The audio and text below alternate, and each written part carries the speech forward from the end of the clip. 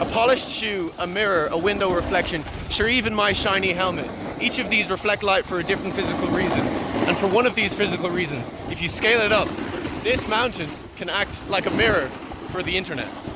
So reflection is a product of how electromagnetic waves interact with matter. And what's most important to this discussion is how rough the surface is with respect to the light's wavelength. So in this context, light interacts with matter in two main ways, either diffuse scattering or specular reflection. For diffuse scattering, the light interacts with a rough surface and the phases are incoherent as they reflect off the surface. This is the result of diffuse scattering. Visible light interacting with my eyes. I can see objects and shapes based on the light that's reflecting off them incoherently.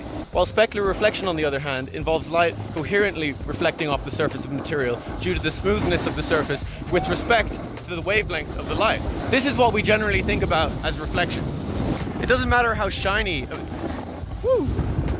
Almost fell over. It's not about how shiny the material is. It's about the coherency of the waves reflected from the surface. So that's all well and good, but I'm sure now you're asking how any of this relates to the mountain behind me reflecting the internet as a whole. And I'll get to that, I promise. But first I'm going to talk about shoes. So shoes, once you polish them, reflect light. But why is that? Same reason my board here is reflecting light, or my helmet. But it's for a completely different reason that windows or mirrors reflect light, or puddles even. So as you polish a shoe, what you're doing is you're removing surface roughness. And as the surface roughness gets smaller and smaller and tends towards the size of the wavelength of visible light will begin to reflect off the shoe. And it's the same for my helmet, and it's the same for my board here. Visible light has a wavelength on the order of 500 nanometers, and my helmet here, or a polished shoe, or my board, they all have surface roughness less than 500 nanometers, or on that scale. It's not necessarily less than 500 nanometers, because in that case we'd have a perfect reflection, but they're reflecting light, so they're on the order of nanometers. So light from the sun is reflecting off my board, showing us the shape, the colors, the lettering, all of that is diffusely scattering into our eyes, giving us an object. But this line of light that you can see scattering off my board here, these waves are adding coherently in one direction, causing a reflection. Window reflections have another trick up their sleeve altogether. Their surface is smooth, so we're getting specular reflection.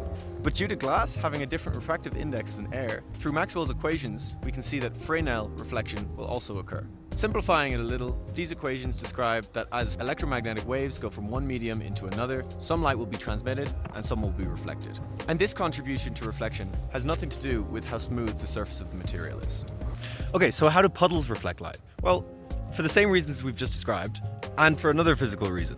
Yes, water has a different refractive index than air, so we have Fresnel reflection. And the surface of the water is smooth, so we have reflection caused by the surface roughness being less than the wavelength of the light. But why is the surface of the water smooth?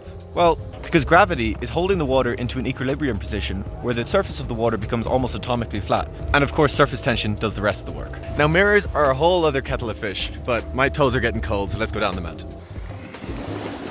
So mirrors are made of glass and a thin metallic layer. And I can already hear you in the comments telling me that glass and metal reflect light, and we already know that.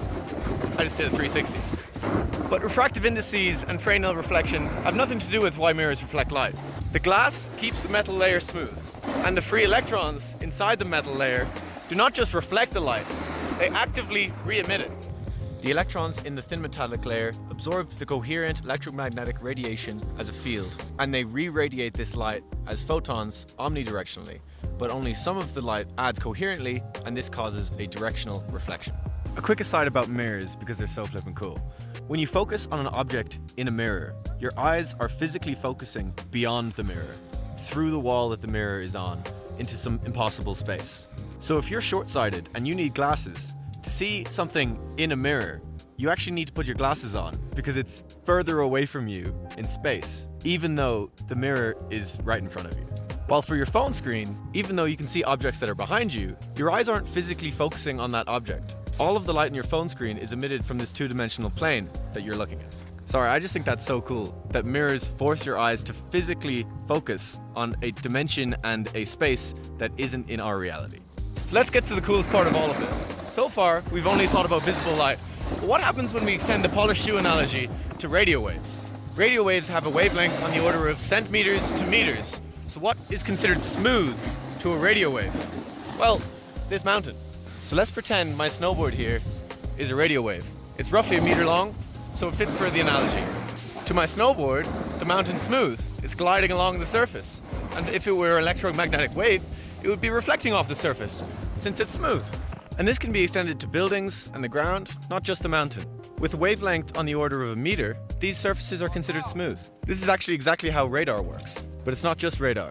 Radio waves carry the internet, cellular networks, broadcasts. We are actually surrounded by reflections of the internet, as if the internet was this cloud that I'm in.